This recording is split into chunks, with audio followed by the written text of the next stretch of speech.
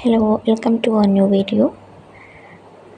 PSC പരീക്ഷകളിലും കേട്ടറ്റ് പരീക്ഷകളിലും ഗണിതശാസ്ത്രത്തിൽ ചോദിച്ചു വരുന്ന വിസ്തീർണവുമായി ബന്ധപ്പെട്ട പ്രശ്നങ്ങളാണ് ഇന്ന് വീഡിയോയിൽ പരിചയപ്പെടുത്തുന്നത്.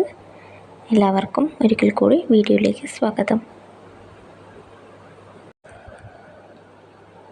നമുക്ക് ചോദ്യം എന്താണെന്ന് നോക്കാം. ഒരു ലംബകത്തിൻ്റെ ഉയരം 5 സെൻറ്റിമീറ്റർ, സമാന്തര വശങ്ങൾ 8 സെൻറ്റിമീറ്റർ, 10 സെൻറ്റിമീറ്റർ. നമുക്ക് കണ്ടുപിടിക്കേണ്ടത് ലംബകത്തിൻ്റെ വിസ്തീർണം, അതായത് ഏരിയയാണ് നമുക്കിവിടെ കണ്ടുപിടിക്കേണ്ടത്.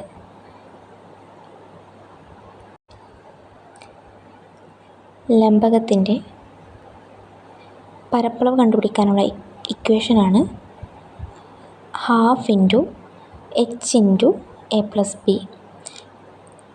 h എന്ന് പറയുന്നത് ലംബകത്തിൻ്റെ ഉയരവും എയും ബിയും സമാന്തര വശങ്ങളുടെ നീളവുമാണ്.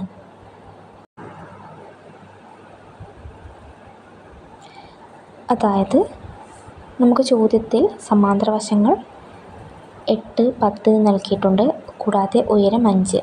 നമുക്ക് ഈ വാല്യൂസ് സബ്സ്റ്റിറ്റ്യൂട്ട് ചെയ്യുമ്പോൾ ഏരിയ = ½ × 5 × 10 + 8, അതായത് ½ × 5 × 18 എന്ന് ലഭിച്ചു.